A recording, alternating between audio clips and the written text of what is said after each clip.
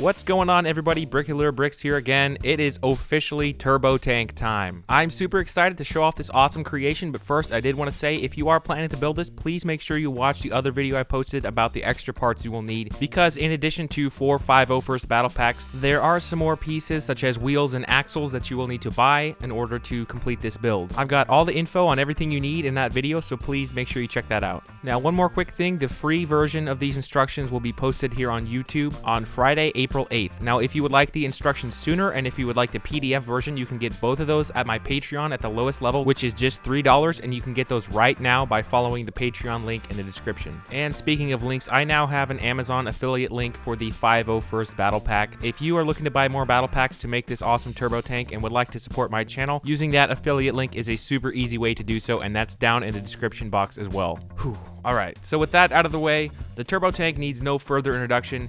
You guys have been asking for it, and here it is. Let's jump right in. So starting here at the business end, underneath the drivers are 2 twin blasters. They can go side to side. Pretty simple, but they get the job done. And of course, controlling those 2 blasters and controlling the whole vehicle are the 2 drivers. They have a pretty spacious area to sit and a decently sized window slot to see out of. Now, I'll talk more about this cab section later when we look at the interior, but I did want to say it is probably the most fragile and most difficult to build section. There's some weird building techniques involved, but I do think it looks pretty good, and I'm happy with how it turned out. Moving on, I did want to talk a little bit about the wheels yet before we get any further.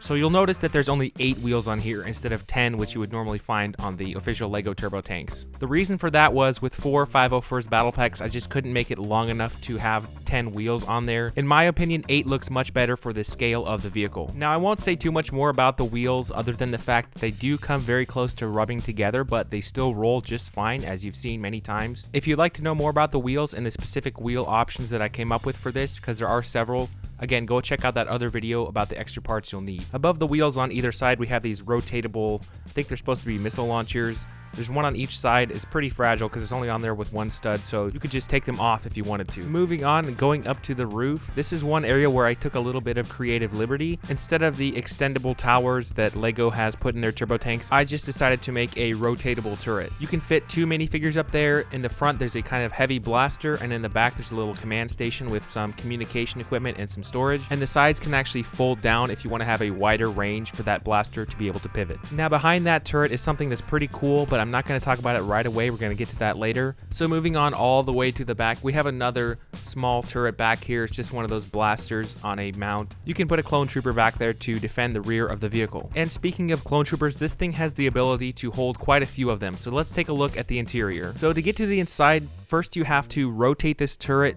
90 degrees so it's facing sideways. That will allow you to lift up this front hatch, which gives you access to the cab. And once you're done placing or removing minifigures from the cab section, go ahead and take that turret and turn it on its side forward.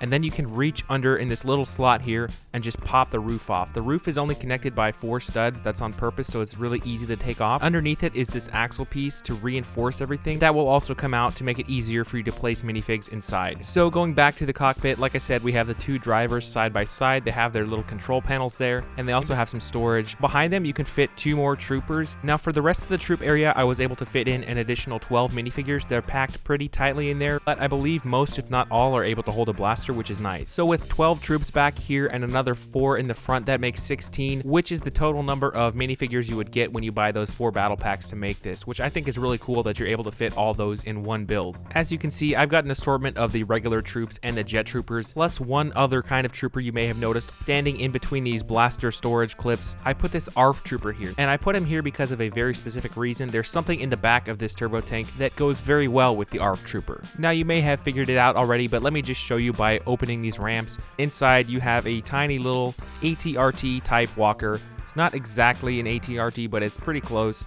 And you can go ahead and place that ARF Trooper minifigure or any minifigure you want on there. He can go do his reconnaissance patrol and report back to the main vehicle. Of course, we have storage for a blaster on the side. There's that one blaster underneath. And on the other side is more storage for some binoculars or another blaster. Now, I think this little walker is pretty cool, but it was having some trouble staying up, so I added these extra arms which kind of brace the feet, but it doesn't allow you to pose it as much, but you can still have it standing in a pretty good looking position. And when you're ready to put it back in the tank, all you have to do is take off the minifigure, fold up the legs using this main joint here at the hips. You can fold down the handlebars and just push it back in there and sort of flatten it down, and you should be ready to roll once the ramps are folded up. If you do want some more space for normal clone troopers, you can take the walker out and you should be able to fit another 2, maybe 3 in the back there. So once you have all your minifigures and your walker loaded up, you can go ahead and put that crossbar piece back in, followed by the main roof.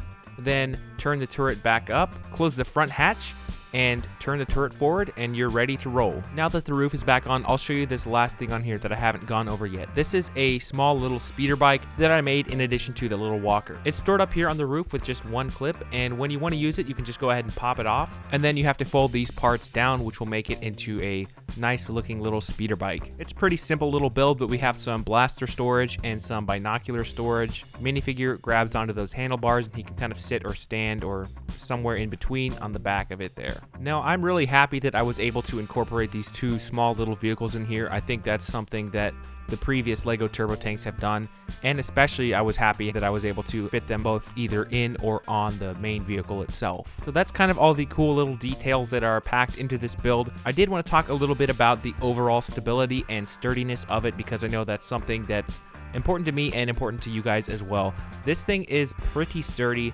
With those extra parts that I ordered for the axles, I also included a few little extra pieces that really strengthen the area around the wheels and how the whole thing supports itself. Like I said earlier, the front part is probably the most fragile section, but I think once you get it together, it doesn't really give you that much trouble. It's mainly the building process. So just take your time, make sure you're doing all the steps, and make sure you're bracing the parts from the other side if you can while you're pushing them in. When you pick this thing up, I would recommend grabbing it by the sides, kind of in the back by these gray slopes here, or you can kind of just scoop it from the bottom at the back here. Definitely would not recommend grabbing it by the front or the top turret, however. Finally, I did do a little drop test from roughly 1 foot up, and I think it fared pretty well. There's certain parts that just flew off immediately, but most of it is intact. So there's one more quick thing I wanted to mention. There was a decent amount of leftover parts, and I'm going to be trying to work on a side build for this thing.